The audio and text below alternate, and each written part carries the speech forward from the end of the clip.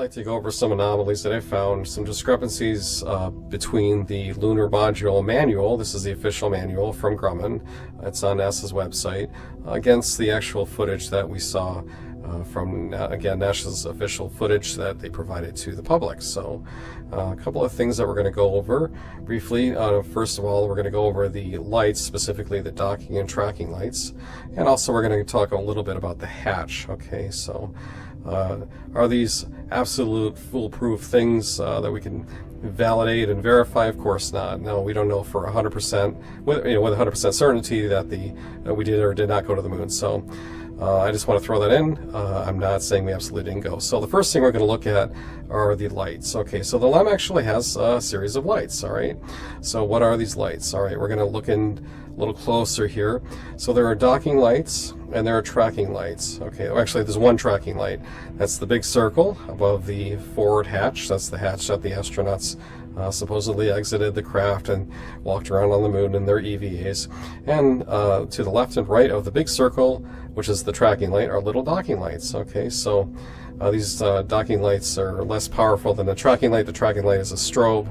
And here's just an actual picture of these lights, these three lights. The big circles, the tracking light, and the little ones on the left and right are the docking lights. Okay, so what are these lights? What are they for?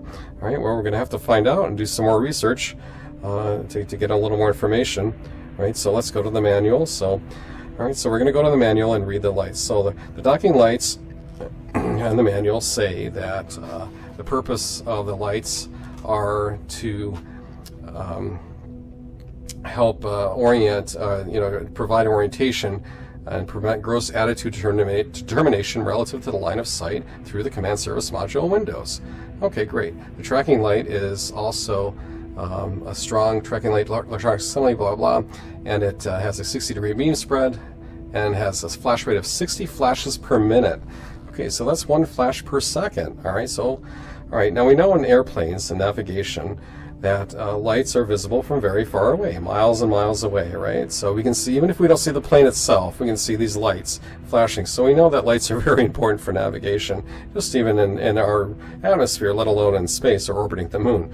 So let's go to the official NASA footage now, and we're gonna try to find these lights. In particular, the tracking light, the one flash per second we're looking for, right? So this is going to be the Apollo 1122-D Delta reel here, 16 millimeter film, dated July 11th, interestingly enough, 9 days before Apollo landed. So here we go. So here's the lunar terrain traversing from the lower part of the screen to the upper part of the screen at a very rapid rate. So somewhere in this picture is the lunar module. We don't really see it yet. If you look very closely, zoom in, there's a flash there. We just saw one flash, the little speck on the kind of in the middle left there. If you look really, really close, maybe somebody with a big monitor can see, there's another flash. Okay, we see another couple flashes, another flash. Okay, so now you're saying, all right, well, it's flashing. It looks like it's flashing to me, so all right, well, that's fine, but the LEM kind of disappeared. Another flash there and kind of went off the screen. So here it comes back. All right, so still kind of a speck. All right, so let's look. Are there more flashes here? Let's see. Well, okay. So it's supposed to be one flash a second. 1/1000 flash, 1/1000 flash, 1/1000 flash. We're not seeing that. So that's the issue here. So we see random flashes here and there, kind of like someone's toggling a switch on and off. Okay. There's another flash there. Certainly not one a second. Not like what the manual says. So it's really hard to believe that the manual. I mean, why would engineers put that in the manual if it wasn't true? I would have to believe the manual's true because they wrote it. It's their manual. So if you read the manual for your car, for example, and the car said your blinker will blink at a rate of 2 times a second, then why would it be anything but that, right? So, and yet we don't see that here. We don't see the 1/1000 flash, 1/1000 flash. And bear in mind that we're looking at the front aspect of the LEM. You can see the observation with the famous windows, the triangular shaped windows on the left and right of the craft.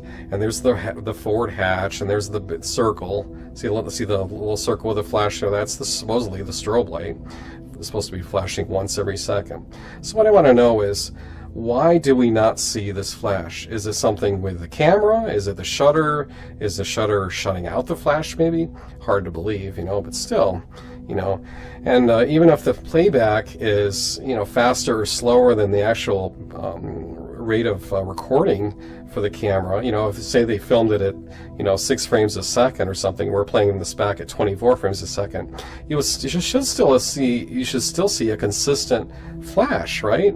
Whether it's da da da da da or flash every 5 seconds, whatever the case may be, we just don't see a consistent flash. Now this is an example of hypergolic fuel in the lower right corner. This is actual hypergolic fuel, which is hypergolic fuel are actually 2 chemicals that you combine and they produce a reaction. Hypergolic fuel is what they used in the LEM, okay, for the rockets, for the Attitude rockets on the outside and the big ascent engine, etc. So they use different kinds of hypergolic mixtures for each engine, descent versus ascent. However, the takeaway here is that hypergolic fuel is very smoky, and it's even in a vacuum, it doesn't matter. It'll produce smoke regardless. So we never see any smoke when this craft turns or anything. That's just another little thing I want to throw in there. So it has nothing to do with the lights, but it's kind of interesting. You would expect to see with a hypergolic rocket with RCS thruster assemblies and what have you, that you would see plumes of smoke every time that they would change the attitude of this craft, so but we don't see that. So all right, so that's pretty much it. So the lights, kind of a mystery there, kind of a major discrepancy. Someone please explain that to me. Okay, now moving on. So now we're going to take a look at the inside of the LEM. This is a cutaway diagram of the interior of the LEM, and here we have the hatch. Okay, so this hatch it's not the forward hatch that they went out to the surface of the moon. This is the hatch that connects the command module with the LEM. Okay, so why is this hatch important? Alright, so let's see. Elastomeric silicone compound seal is mounted in the hatch frame structure. When the latch is closed, a lip near the outer circumference of the hatch enters the seal, ensuring a pressure-tight contact. A cabin relief and dump valve is within the hatch structure. Normal cabin, this is an important part, normal cabin pressurization forces the hatch into its seal. To open the hatch, the cabin must be depressurized. So what that means is that the interior of the LEM has to be depressurized. There has to be no pressure on for that hatch to open, because it opens inward, right? So why would they put that in there if it wasn't true, right? I have no reason to believe it's not true. They wrote their own manual. So all right, so let's look at the actual footage here. So here we see the hatch. Okay, now the buzz aldrins and the command module. So we're looking into the LEM. This is from the command module, right? So he's opening the door. Notice how he has no gloves on, no helmet. Just kind of calmly opening the door, just like you would open your fridge and get out the orange juice. So just calmly, just swings it right open there. Nothing. It doesn't force open, the papers don't go flying in, there's no whooshing sound that you can tell or any kind of air transfer. Remember that door's supposed to be there's supposed to be no pressure on the other side of that door. So let's listen.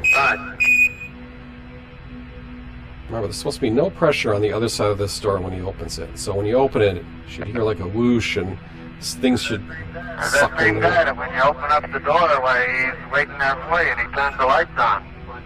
How about that? It's like a refrigerator.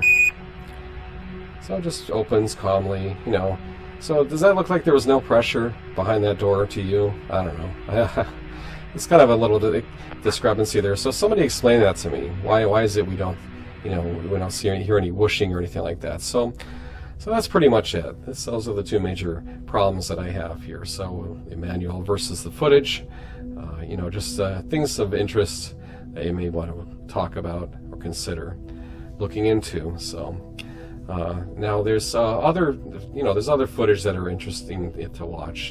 There's other footage, so you just look at some of these clips and you can't help but wonder, is this really a craft operating? It's on the surface of the moon, so and amazingly enough, when the LEM is just imagine it this way, okay? You're on the LEM, okay? Your life depends upon connecting with the command service module from the surface of the moon back up into lunar orbit, okay? You would think that everything that is at your disposal to get your craft attached, reattached, or redocked to the orbiting command module above you, would be utilized, whether it's radar or it's optics or it's strobe lights, everything, right? Whatever they engineered into that craft, you think as a trained pilot, especially a trained military pilot with an exemplary history, would use, right? It's in the manual, it's right there. So why would you not use it? I don't know. So, anyways, it just doesn't make any sense to me. The random flashing, or the lack of the flashing is interesting. So, and you don't actually, if you look at the other docking footage clips that NASA provided for other missions, you don't see these flashes in any of them. They're not there. They're just not there. So, I don't know. They should be there, right? The manual says, 1 flash a second. This is a high-powered strobe with a 60 degrees beam spread. That means that all the light is concentrated into a cone of 60 degrees, and it's a high-powered strobe. So, so here's just another example of the LEM, docking. So it's there's no lights. Actually, this there's a little dim flash there. I don't know, but it's kind of weird, kind of strange. So. This is just, there are many anomalies with these clips, So other things you may notice if you watch them closely enough and with a big enough monitor, or TV or whatever. So it kind of catches the eye, makes you wonder. I don't know, kind of makes you wonder, Of course, a lot of this, is opinion based. It's hard to prove, right? So you can't prove it. I will say that I do have respect for the astronauts. I really do. I'm not just saying that, I really do. I mean, even if they didn't go to the moon, they're military men. They have military training. They were at the top of their class. They were, very, very smart, very brave men. And they're, when you're in the military, you do what you're told, right? So I don't think they did it for a bad reason. I think they were told it was for a good cause. For at the time, from their perspective, it probably was for a good cause. It's harmless. It was harmless, essentially, right? So, either maybe we did really go, and all this stuff is just, all these anomalies can just be debunked, right? And it's just something we just happen to notice, or we didn't go, and we tried to go. We did our best, but we probably found out the last year or two before launch of Apollo 11 that we just didn't have it to land a man on the moon safely and bring him back. So that's probably, the latter is probably true. So, and that's okay. I think we should put this to bed now. So I think it's time to just, either way, good or bad. So it's just time to just find out what happened.